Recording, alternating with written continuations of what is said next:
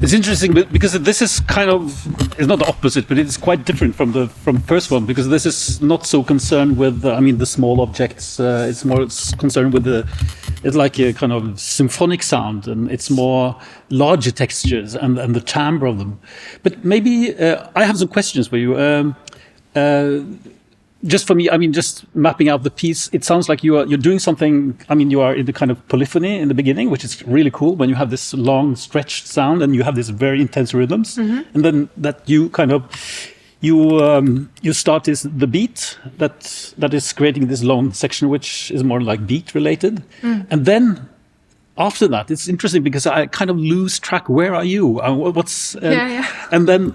And then in the ending, it comes this metal sounds, and I get the kind of fantasy that it's the irons that you're playing on the irons. Is that true? Yeah, that's true. Yeah. Well, but he's modifying the sound a lot. Yeah. So. But just maybe a question for you: what are you doing here?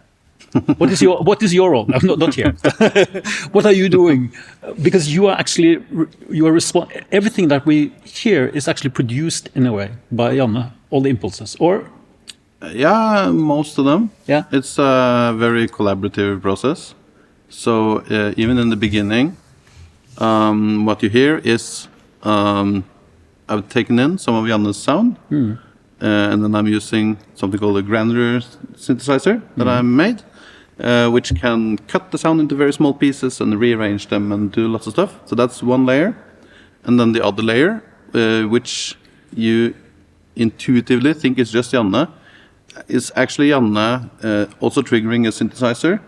So especially when I pitch the first sound down, then you can really hear that it's different pitches, but they're like super tight with Janne's sound. So yeah, so that's the beginning. In the middle, so it's a lot of both working with the individual elements and then choosing when and how they come in. Like when the beat, like that's being triggered all the time, but then I turn it up and then I work with it and send it into a delay and feed it back and all this. And then I play some synth, that I grab some notes that I then set Janne to trigger, and then I play some other sounds on top. So it's a combination of creating new sounds that I set Janne to trigger, then also working with those sounds, so they're changing and varying in intensity and all this, while Janne is deciding the rhythm of them, and then also playing stuff on top and mixing all of this stuff back. Okay, so you're actually also playing something on top, which is not where the impulses are not from Janne. Yeah. Okay. He can also take a solo. There's no real solo here, but it happens when we perform live that then he will also do a whole thing. Yeah. Next I guess in the end it's almost like a solo. The last part. It's where I'm sampling the iron, like you said, and then I'm putting it into this granular synthesizer again and working with it. So it's almost like and then you start doing other stuff as well. But that solo is also inside a huge sound, which is, a great kind of wall of sound, actually. But just tell us, how do you play on the irons? What I have you them, bow on them? Or I have them in my hands. I pling them on each other and I scrape them on the board. And sometimes I drop them and pick them up. And sometimes I rub them or shake them. It's like whatever I want to do. But for this one, actually, there's a lot. The taps, the metal taps are a bit round, and if you drop them from the side, they will go like this, and that's a lot of the sound here in this last bit where it goes, where the klirrer sånn. Yeah. But then also because with you and Michaela, it's kind of, there are much more dry sounds, of course, and you would maybe know, especially when you play live, that you will see what Michaela is doing, and then you will just want to hear. Everything is inside your computer. So how do you know the response of the sounds that you create? When I do it.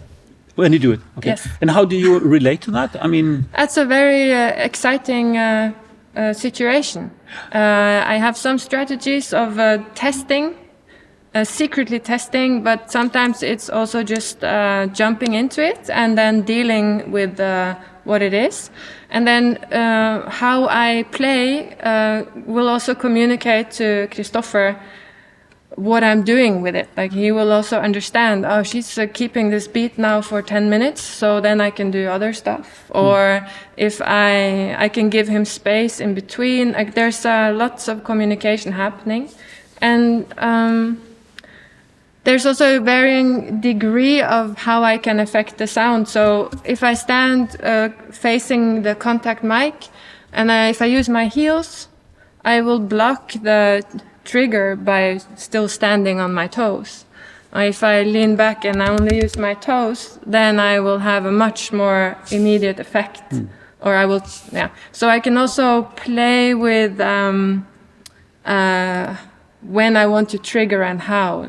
So I can keep some normal tap dance, or I can go completely into the snare drum or whatever I just got from him. So it's like the little board has some zones, you know.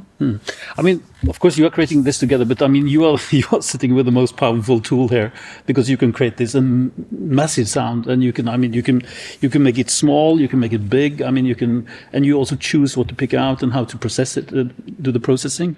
So in a way, or is it so that you are kind of mastering the overall form here? Because I mean, there's the introduction, and there's this kind of big section with the rhythm, and then there's a kind of outro, which is where thing is kind of more or less, I mean, falling apart.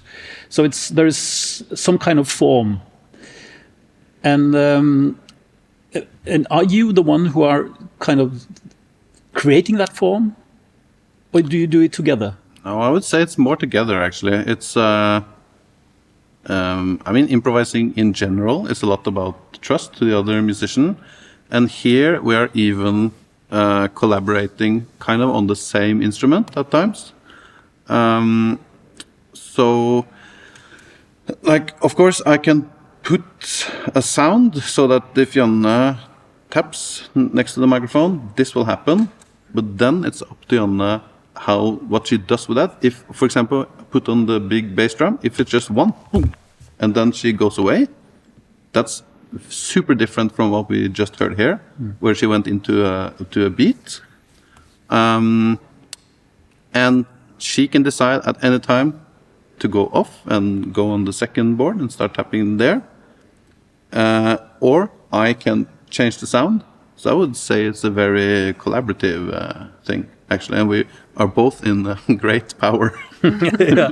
But in a way, you are the master of the big volume. In a way, I mean, if you kind of turn off all your processes and turn down the volume, I mean, it's going to be much drier and smaller. So you are actually empowered to make this enormous, gigantic symphonic sound. Yeah, sure. To make it like bigger than the natural sound.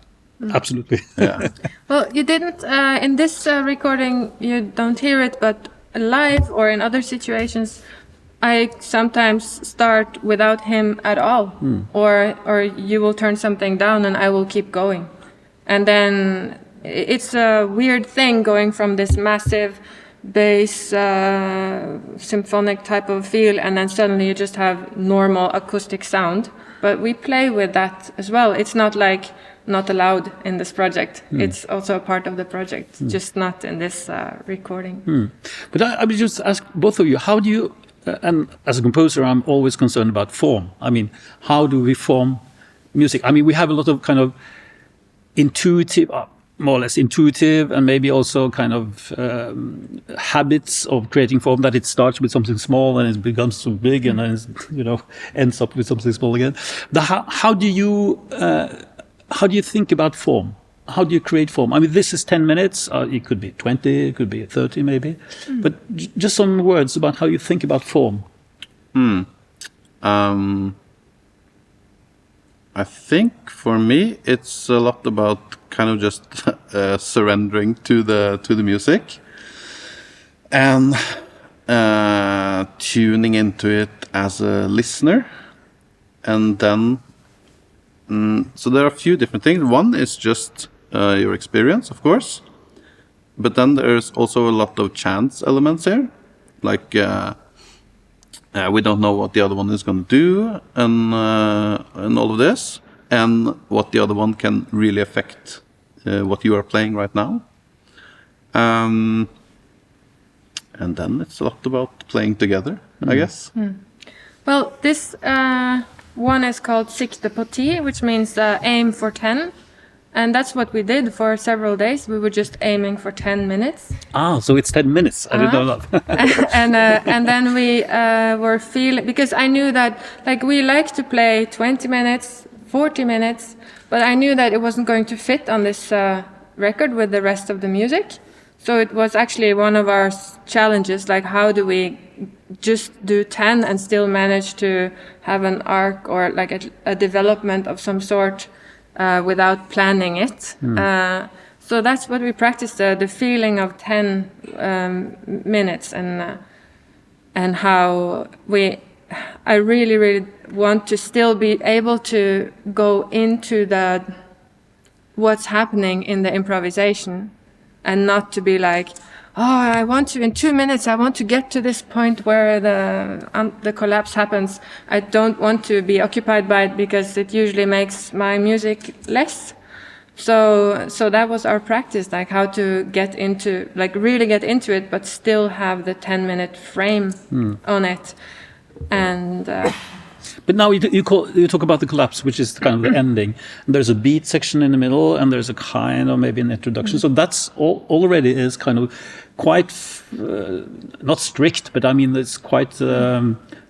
These are formal archetypes in a way. Yeah. So that means that there is some kind of thinking or intuitive feeling. Or do you discuss this at all?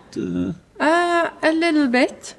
But not that much. Not that much. Often when we play, we sometimes say where we should start, and then kind of the intuitiveness takes over.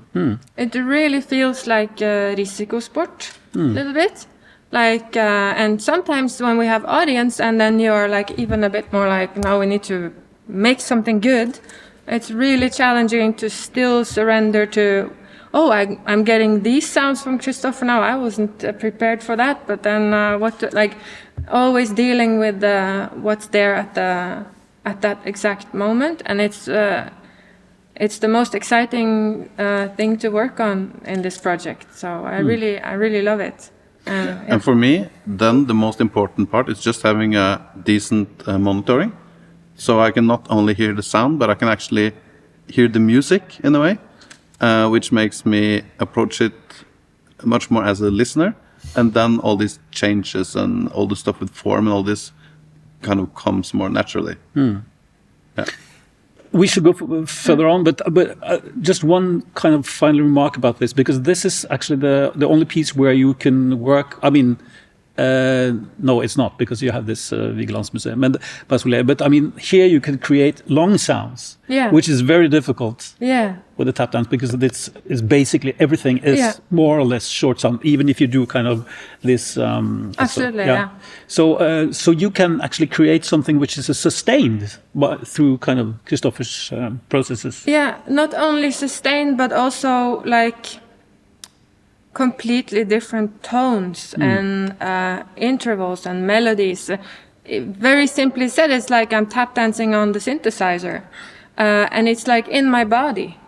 So I really feel like I'm in another body and in another world when we work, and it's pretty incredible how it changes my movement. That I hear myself differently. I start to feel like I have big shoes, small shoes. I'm in water. I'm, and it really transforms me. So, and then that opens a door to new, also tap dance techniques and approaches in how I do rhythm. And sometimes we're in something, and it's, and I'm starting to view myself from the outside, and it's I have no idea what's going on or how I'm doing it, and it's a trippy experience for a tap dancer, but very enriching.